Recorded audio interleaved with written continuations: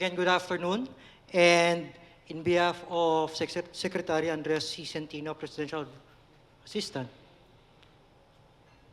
for, wait, let's see, maritime concerns, I'll be presenting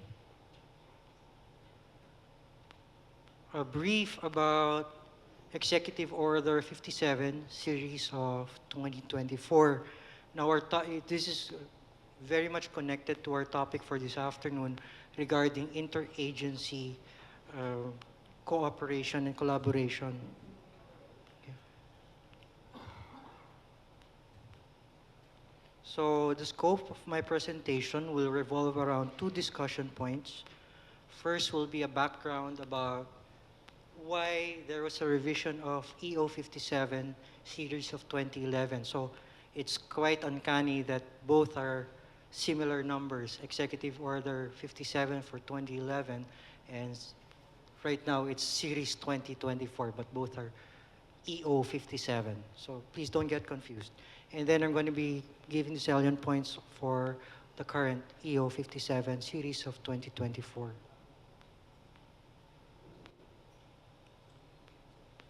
So EO 57, which was signed by President Benigno Aquino way back on September 6, 2011, established the National Coast Watch Council, the National Coast Watch Center, and the National Coast Watch Secretariat. Consequent to this, we all know that a number of developments have transpired in the West Philippine Sea, particularly in our maritime environment.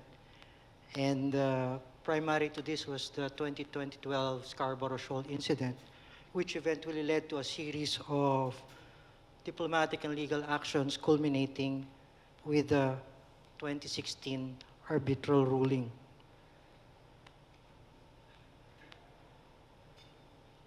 Even after the 2016 arbitral ruling, sinabi na ng buong mundo, ng UNCLOS, na yung posisyon ng Pilipinas ay pinapanigan ng batas. Of course, our neighbors decided otherwise.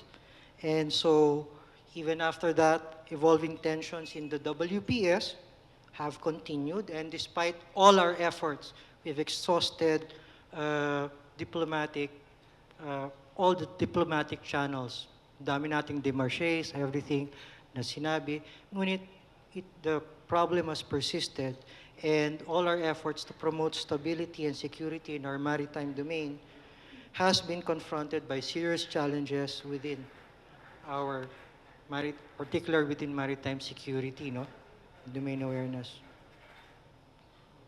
So this led, with this recognition, this led to the signing of EO 57, Series 2024, on March 25th, 2024, by current President Ferdinand Marcos Jr. Okay.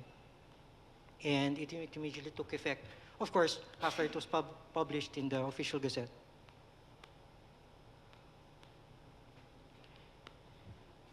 The significant points of the EO are this. First, it renames and reorganizes the three components of the Coast Watch system.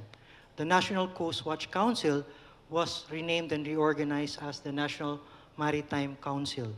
This is in Section 2 of the EO. Then the National Coast Watch Secretariat was renamed and transferred over to the Presidential Office for Maritime Concerns, which is headed by Secretary Centino as Presidential Assistant for Maritime Concerns. And lastly, the National Coast Watch Center was reorganized and renamed to the National Maritime Center. In Section 1, it is very noticeable that three particular terms were already was given operational definitions: maritime domain, maritime security, and maritime domain awareness. Okay. We're looking at if you're familiar with the Maritime Zones Bill that has been approved by Congress, isa po dun sa aming napansin, yung maritime domain ay hindi po na-define. No?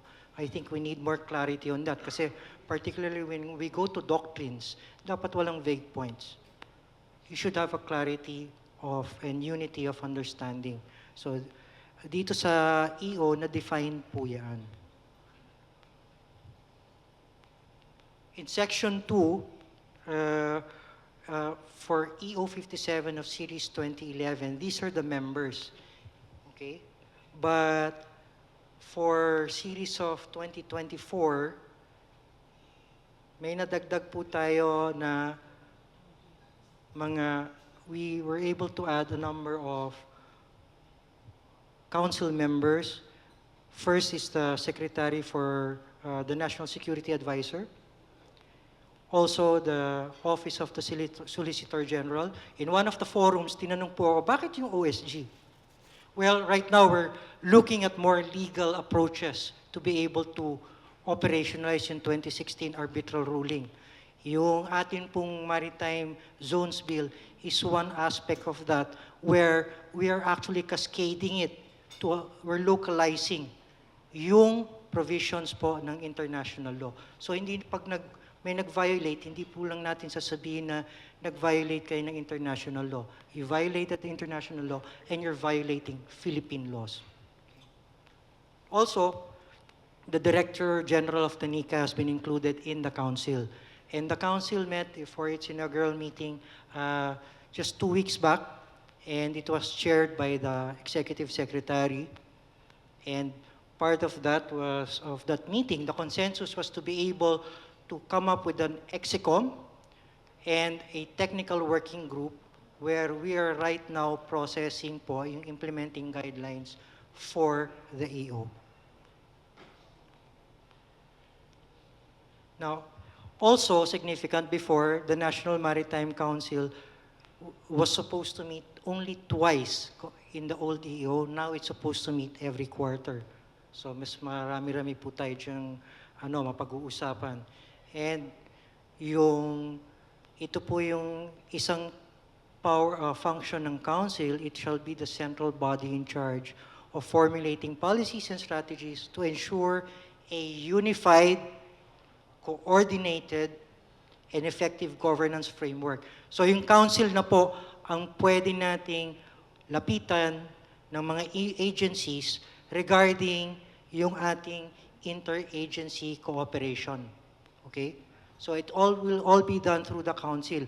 Magmula po kay Pangulo, from the President, it will go to ES, and then as acting chairperson, pwede na po mag-formulate po doon sa level ng Council. Okay? It shall also coordinate and oversee the implementation of the National Marine Policy, which shall henceforth be referred to as the National Maritime Security and Strategy. This policy is actually, we have the National Marine Policy of 1994. Meron din pong na-formulate yung Marina. But this strategy that we are formulating, hindi pa po siya tapos. But preparations have been initiated for this, which shall integrate not only maritime security and safety, but also we will be considering maritime security and domain awareness. Lahat i-integrate po siya. Okay.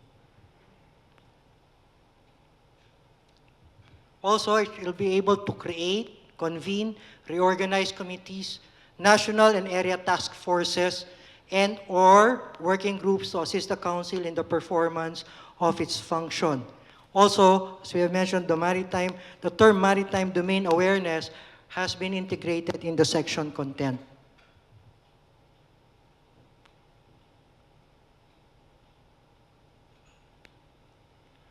For our office, the Presidential Office for Maritime Concerns, the EO states, as I have mentioned, that it shall be the Maritime National Coast Watch Secretariat has been renamed as the POMC. And the POMC, as also concurrent presidential assistant, will be able to report directly to the President, particularly urgent matters that will require yung kailang attention ni Pangulo. It shall also be coordinating through the center, through the Coast Guard, regarding the implementation of this order. Kasi the Coast Guard remains as the head of the center. The PAMC shall also replace the executive director. So wala na pong executive director. Si Secretary Centino na po ang head ng secretariat. And of course, yung sa transfer, magkakaroon po kami ng isa po namin tinatrabaho ngayon is we can be able to have a smooth transition from the transfer, no, from the secretariat to our office. The National Maritime Center. Aware po lahat ba kayo doon sa National Maritime Center? Sino po hindi aware? Sa Coast Guard? Hindi alam ng Coast Guard talaga. It's on the third floor. Second floor sila, yung third floor ng conference area. We have the control room doon sa inyo. So, yung nakikita po natin, what we see, dark vessel platform, what we see from our RCCs, and yung mga ating laws na pwedeng umaabot po sa center, lahat nandoon. Okay? So we can track and monitor vessels of interest within the center. And the center, through its support agencies, okay, has been expanded yung membership to be able to gather more collaborative effort. In the 2011, these are the only members of the support team or support agencies of the center. The current, right now, is that the AFP replaced the PN. Before it was only the Philippine Navy, now is the AFP. So tri-service na po siya. And we have also the PIDEA, the National Mapping Resource Information Authority, the Philippine Space Agency, and the IMLOS of the University of the Philippines. Okay. So the Executive Secretary or the Council, through our office, will be able to direct and order or mobilize the support of any assistance of government agencies as may be deemed necessary. This means that if other capabilities are needed from other government agencies, we're not limited to the member support agencies that have been with the center. If there are other agencies that need to be integrated into the process, the PAMC can do that by virtue of it being the, it's the center point, the coordinating point between the council and the center. So nandito po, this is the crux of what we're trying to do right now. We're trying to strengthen everything, yung coordinated, unified effort for our maritime security and domain awareness. Okay?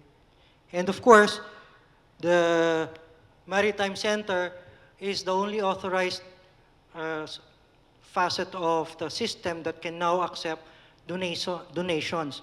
But we discussed this with the DFA, also with the DOF.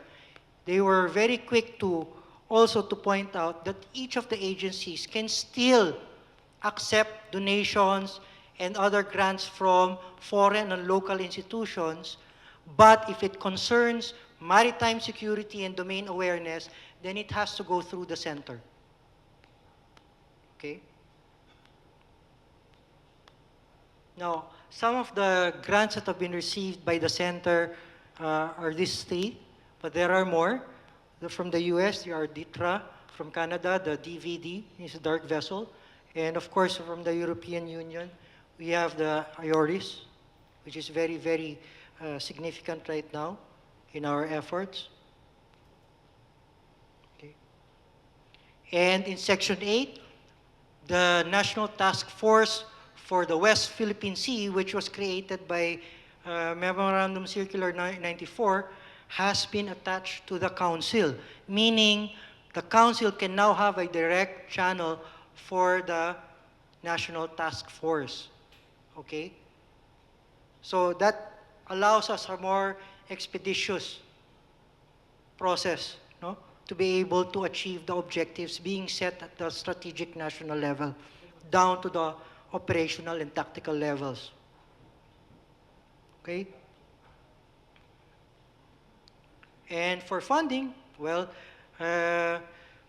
this will be, of course, charged against the current GAA. Okay? And the implementing guidelines, I apologize for that. As I have mentioned, we are now working with the Coast Guard as well. We are working with a lot of other agencies, members of the technical working group. We're on the third iteration right now to finalize the implementing guidelines and iron out the kinks in the provisions of the executive order. Okay? Marami po yan. Later siguro, if you have any questions, we can also provide more light on it. Okay? Of course, there'll always be reporting. And this will be the last section of my presentation brief for EO 57. Okay, so I have already presented the reason why we needed to have a revised EO 57, and we presented the salient points for the EO. And with that, I end my presentation. And in behalf of Secretary Centino, thank you very much for listening, and we welcome all your questions and clarifications in the open forum.